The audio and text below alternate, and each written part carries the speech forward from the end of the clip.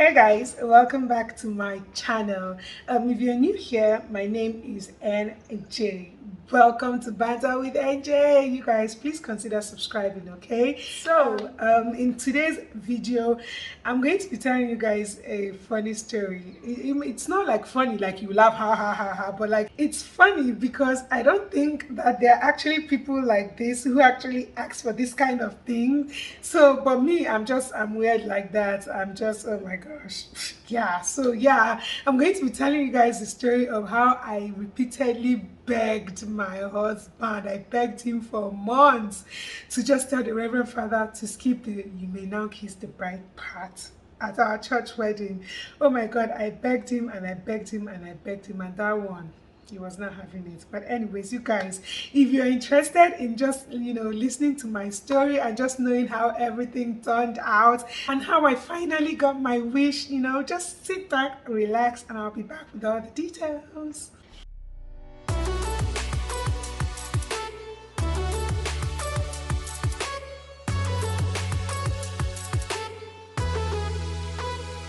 So, from the moment my husband proposed to me, after, the whole thing, and we're like, oh my gosh, yeah, yeah, yeah, and then we relaxed.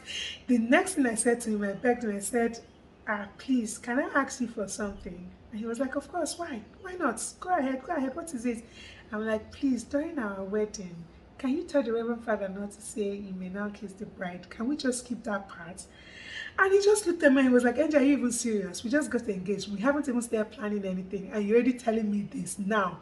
Wait first until, we start planning, we fix a date and everything, and then you can now ask me again. I'm like, okay, now you talk more. I will remember. I'll say ask you again. So fast forward, like when we started planning, we did the email go, and then early this year we fixed a date for the wedding.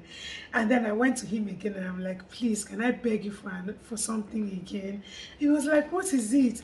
And then I repeated the question. I told him, please, I am begging you. You know me, I'll make a good wife, I'll make you a very happy husband. You know me, and this, that, I was, trying to sweet talk him, and all that. I'm like, but you see, the key to a happy marriage is a happy wife, and there's something you will do to make me very happy. And once I am happy, you'll be happy. I will do this, I will do that. I'll be the best wife in the whole world. I was sugarcoating it and everything. He was like, he was listening to me. He was like, okay, talk. What is it? What do you want? I'm like, okay, please, let me just, please, can during our wedding, please, can we just keep that "you may now kiss the bride" thing? Can you just tell the Reverend Father not to say it so that we'll just keep it? And he was like, Angel, are you okay? What is wrong with you? Why are you begging me for something that is impossible? And I told him, nothing is impossible. Though. With God, everything is possible. Nothing is impossible. It's left for me and you. We can choose not to do it, and then we'll not do it. And he was like, you're not even serious. You can ask me for things that are possible, not ask me for things that are impossible. How can you ask me not to kiss my wife on the day that she's becoming my wife and all those kind of things before God, before church and everything? It's not like it's a sin now. I'm like, I'm not saying it's a sin or anything like that. I'm just begging you. Remember that my father will be there, my uncle will be there, my siblings will be there, your own family will be there, everybody will be there, and those my silly friends, they'll be there waiting with their cameras, waiting to get pictures and everything of the moment. I'm begging you, please now. He was like, I don't understand. Is it that you are shy or you feel like there's something? I'm like, I know there's nothing wrong, but that's why I'm begging you now. See me, I'm begging this one, that one. And he was just like, you're not serious. And this thing, it just went on and on. From time to time, I'll go to him again. Maybe when I do something nice for him or something, or I do something he didn't expect, he'll be like, oh my God, there's nothing I cannot do for you right now. I'm like, oh, yes, oh, that thought. There's nothing you cannot do for me right now. Okay, see what I want you to do for me. Please, can we tell the Reverend Father to skip this again? He was like, NJ, he will now face, there's nothing possible I cannot do for you right now. I'm like, which one is possible and impossible? We can both make it possible. This is us. We can agree, and once we agree, it's what it's going to be. And I was like, he just kept on telling me, NJ, ask me for something possible. Stop asking me for something impossible. This is the one thing that is impossible. Hey God, as days turned into weeks and weeks into months, I kept on begging. I kept on begging. Even a few days before the wedding, I was begging, please now, just do this for me. It's me, oh. Oh, when you go, oh my when you go, oh my want to come. It's me, oh. Please do this for me. I was like, NJ, please, Ichidoku, come back when we can talk. Hey God. So like I already knew his answer was no, because I had already tried like multiple times, more than 15 times, you guys, over and over again, and all that. So I already knew his answer was no. And like every time I see it, I'm thinking about it. How are we going to do this? And this guy is crazy. I'm like, okay, at some point I even told him, say, okay, we can do cheek, you may kiss the bride and not do cheek. And he was like, did he say you may peg the bride? I'm like, kiss is kiss. Just put it there. It's the same thing. And he will still tell me no. Hi gosh, the thing was giving me anxiety issues. My anxiety level was up there just because of that. So like I kept on thinking that moment, like my heart, every time I remember it, my heart would beat so fast. I was so anxious.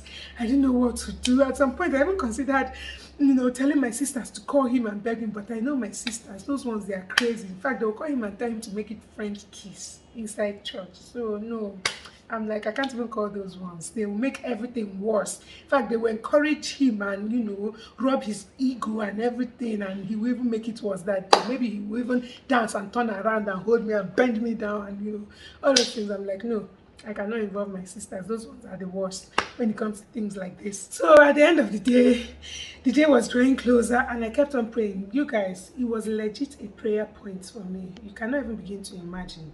It was legit a prayer point. Like I used to pray about it. God, please, I don't know how it's going to happen, but on that day, may this part not happen. I don't know. As in, just do it for me. Just do it for me, God, please. It was a prayer point for me, and that day came. We got to church. They called us up on the stage. We started doing the ring, putting on the rings and everything. God, my heart was beating fast. I'm like, God, what you cannot do does not exist. No matter how little and no matter how irrelevant people think it is, this is important to me. Please help me. Do it for me. I don't know how. Just do it for me. So by the time we were done with the exchange of rings and all that, we were just there like for a few seconds looking at each other. The Reverend Father had already turned, and then there was another Reverend Father there, or a cat kiss. He was like, oh my God. That means like give yourselves a hug now. Hug yourselves. And I'm like, yes, oh my God, oh my God, oh my God. And then we just came, and then we now hugged each other. And in my mind, I just whispered into Chidi's ears. I'm like, what God cannot do does not exist. Oh God, and when we pulled away from each other, you will see the smile that was on my face. I was so happy. And then he was just looking at me. He was like, how? What happened? Yeah. The look on his face, he was just looking at me. He shook his head a little. I'm like, yeah, whatever. So yeah, when we went to sit down, he came close to me and he asked me, NJ, tell me the truth. Did you ask the Reverend Father to skip that part? I'm like, how will I ask the Reverend Father to skip that part? I have his number, but the last time we spoke was a day before when he told me that we had to move our the mass to 11 o'clock. I didn't tell him anything, nothing. It was just God. And he looked at me, he shook his head, was like, it's not true. You did something. You did something. I don't know what you did, but you did something. I told him I prayed. It was prayer. I prayed, and God answered my prayer. As little as it seemed, as insignificant as it seemed to him, and maybe it would have seemed to any other person that I might have told about it, God answered, and God just made my dreams come true. God just made that dream come true. And it was just, hey God, at that point, in fact, my faith in God, my confidence in God, it just increased, because this thing is just something like, if I told someone, I'm praying about this, they'll just look at you. People are praying to end world hunger. There are people sick, people that have cancer, they are praying, and you're praying for this kind of little things. But I prayed about it, and God answered my prayers, and it just worked out exactly like I wanted, like exactly what I was begging for. That was how it happened.